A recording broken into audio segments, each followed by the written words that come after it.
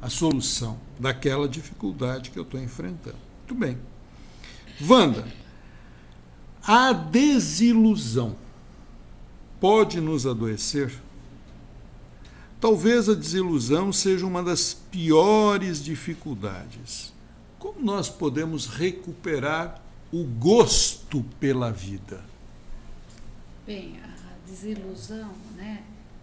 Os ressentimentos, as mágoas, né? Todo esse percurso é o caminho da depressão. Né?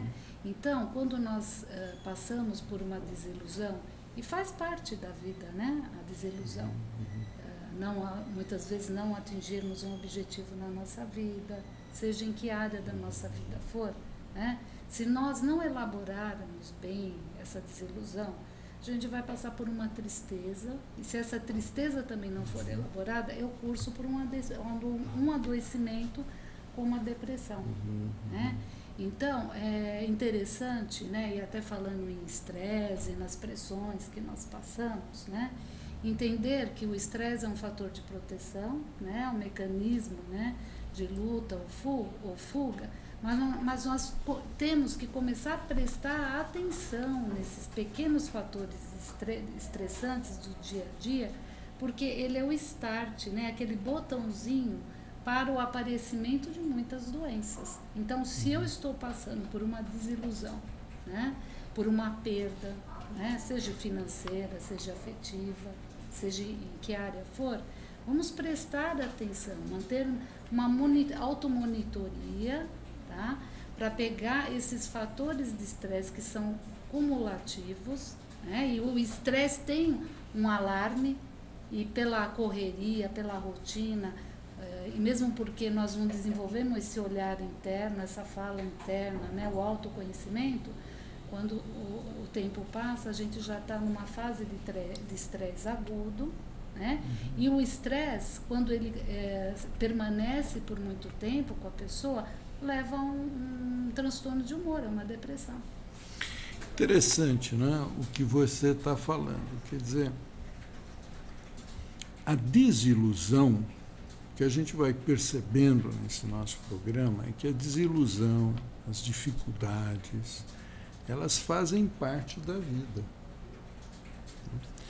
E, às vezes, nós temos uma expectativa meio ilusória, eu diria, de que viver é a gente não enfrentar as dificuldades, viver é a gente não ter desilusões, não é? Viver é a gente não decepcionar as pessoas, não ser decepcionado. Eu diria que às vezes a gente sofre um pouquinho de uma síndrome de Deus, né? E a vida real, ela se nos apresenta esses problemas. E nós muitas vezes não temos opção de escolha, de dizer eu quero ter essa dificuldade ou não quero, eu quero ter esse embaraço ou não quero. O problema, ele está diante de mim. Quer dizer, ou eu tomo uma atitude mais madura de falar, bom, eu estou com um problema, vamos enfrentar, vamos ver o que eu posso fazer de melhor para enfrentar esse problema.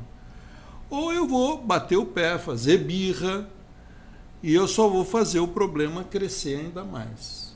É isso? Juliana, você acha que o cérebro humano, a mente humana, ela também se desenvolve graças a essas dificuldades? Tem um lado útil isso? Com certeza, né, Jane? Porque assim, o lado útil de tudo isso é você ficar em prol da sobrevivência. Então, de certa forma, você está em alerta para que algo aconteça. Então, a dificuldade é como você está vigiando o monstro. Quando ele vem, você vai pro ataque. Então, tem o lado útil, sim, mas tem o lado penoso também, que é o lado do pessimismo, que aí você tem a ansiedade alta, depois você se deprime, vem a culpa, vem a desilusão, mas tem o lado útil também. E se você encarar a dificuldade como um desafio, você já vai estar valorizando a sua autoestima.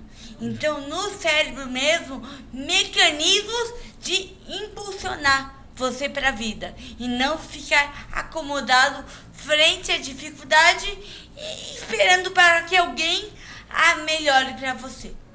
Wanda, você acha isso que nós estamos conversando aqui, que para o desenvolvimento da inteligência do ser humano, as dificuldades, elas têm um lado importante? Os problemas que surgem? Como você falou, faz parte da essência humana, né? Os problemas e os desafios. Quando nós nos deparamos com um problema, o cérebro vai procurar recursos de solução em várias áreas, né? E nisso nós estamos colocando, né, em ação vários circuitos neuronais. E quando nós vamos mudando a nossa percepção para aquele problema, para aquele desafio, novas redes neuronais também estão acontecendo. Então, sem dúvida, o problema é um desafio, né? Como diria, né, o poeta, a dor é inevitável, mas o sofrimento, né, é opcional. E esse sofrimento opcional depende da nossa percepção e desse trabalho, né, e dos recursos de mudanças que nós temos internamente para procurar as soluções e os caminhos. Que se a gente pegasse um pouco, a gente falasse um pouco da chamada psicologia evolutiva, que ela mostra a evolução do ser humano no planeta, provavelmente graças aos problemas que surgiram, né, e que nós tivemos que enfrentar, nos adaptar para sobreviver enquanto espécie humana, poder estar aqui hoje, nós fomos desenvolvendo a nossa criatividade, a nossa inteligência, os nossos talentos, os nossos potenciais. Se tudo fosse dado na nossa boca, tudo certinho, etc., não haveria evolução. O homem não teria evoluído. Então, as nossas dificuldades também, muitas vezes, são um grande exercício para a nossa evolução pessoal, para o nosso crescimento pessoal. Aliás, um conceito básico que a gente tem de inteligência é a capacidade de resolver problemas, superar problemas, não é? O nosso cérebro parece que ele foi muito idealizado, entre aspas,